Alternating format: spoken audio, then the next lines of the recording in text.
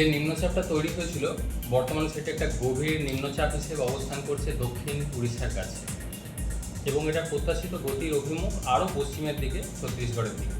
শক্তি আগামী 24 ঘন্টায় কিছুটা কমবে, অর্থাৎ বর্তমান পজিশন এবং প্রত্যাশিত গতির অভিমুখ ক্রমশ দক্ষিণবঙ্গ থেকে দূরেই সরে যায়। এর পরোক্ষ প্রভাবে দক্ষিণবঙ্গে 27 থেকে 28 তারিখের মধ্যে হালকা থেকে মাঝারি ধরনের বৃষ্টিপাতের সম্ভাবনা থাকছে প্রধানত মেঘলা আকাশ। 27 তারিখে স্থানীয়ভাবে দু এক জায়গায় ভারী বৃষ্টির সম্ভাবনা রয়েছে পূর্ব পশ্চিম মেদিনীপুর এই জেলাগুলো স্থানীয়ভাবে। অন্যান্য জেলাগুলো হালকা থেকে মাঝারি বৃষ্টি থাকবে। 29 থেকে 30 তারিখ দক্ষিণবঙ্গের জেলাগুলিতে বৃষ্টিপাত আরও অনেকটাই কমে যাবে, প্রধানত বিক্ষিপ্তভাবে হালকা বৃষ্টির সম্ভাবনা থাকবে, আংশিক মেঘলা আকাশ থাকবে। 1 তারিখ থেকে আবার সামান্য একটু বাড়ার সম্ভাবনা রয়েছে, মেনলি হালকা থেকে মাঝারি ধরনের বৃষ্টিপাতের সম্ভাবনা থাকবে 1 তারিখে। 2 তারিখে গিয়ে বৃষ্টিপাতের পরিমাণ আরও বাড়ার সম্ভাবনা রয়েছে। এর কারণ 30 তারিখ নাগাদ উত্তর আন্দামান সাগরে একটা ঘূর্ণাবর্ত তৈরি হওয়ার সম্ভাবনা রয়েছে, যেটা 1 তারিখে আরও কিছুটা অগ্রসর হয়েছে কাছাকাছি উত্তর বঙ্গোপসাগর সংলগ্ন মধ্য বঙ্গোপসাগরের কাছে এসে একটি নিম্নচাপে পরিণত হওয়ার সম্ভাবনা থাকে 1 তারিখে। এই সিস্টেমটার কারণে দক্ষিণবঙ্গের জেলাগুলিতে 2 থেকে 3 তারিখের মধ্যে কোথাও কোথাও ভারী বৃষ্টির সম্ভাবনা রয়েছে।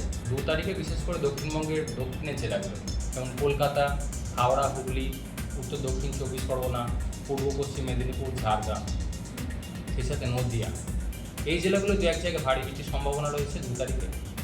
3 তারিখে ভারী বৃষ্টির সম্ভাবনা থাকছে মেনলি দক্ষিণবঙ্গের পশ্চিম এবং উত্তরের কিছু জেলায়, যেমন পশ্চিম মেদিনীপুর, বাঁকুড়া, পুরুলিয়া, পূর্ব পশ্চিম বর্ধমান, বীরভূম, মুর্শিদাবাদ, এই জেলাগুলো 3 তারিখে ভারী বৃষ্টির সম্ভাবনা থাকছে। অন্যান্য জেলাগুলো মাঝারি ধরনের বৃষ্টিপাতের সম্ভাবনা থাকবে।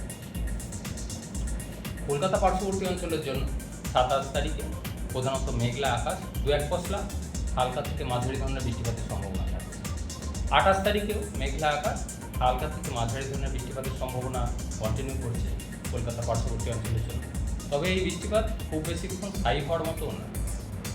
29-30-এ বৃষ্টিপাত আরও কম থাকার সম্ভাবনা কলকাতা পার্শ্ববর্তী অঞ্চলের জন্য। প্রধানত বিক্ষিপ্ত হালকা বৃষ্টির সম্ভাবনা থাকবে কলকাতা পার্শ্ববর্তী অঞ্চলের জন্য 29 থেকে 30-এর মধ্যে। 1 তারিখে সামান্য একটু বাড়ার সম্ভাবনা। 2 তারিখে কলকাতার ক্ষেত্রেও ভারী বৃষ্টির সতর্কতা থাকছে। 3 তারিখে মেঘলা আকাশ থাকবে, মাঝারি ধরনের বৃষ্টিপাতের সম্ভাবনা থাকবে কলকাতা পার্শ্ববর্তী অঞ্চলের জন্য। মৎস্যজীবীদের জন্য সমুদ্রে দমকা হাওয়া থাকার কারণে আজকের দিনটা অর্থাৎ 27 তারিখ এবং 1 তারিখে পরের সিস্টেমটার জন্য সমুদ্রে যেতে নিষেধ করা হয়েছে, অর্থাৎ 27 তারিখ এবং 1 তারিখ মৎস্যজীবীদের জন্য সতর্কতা থাকবে সমুদ্রে না যাওয়া।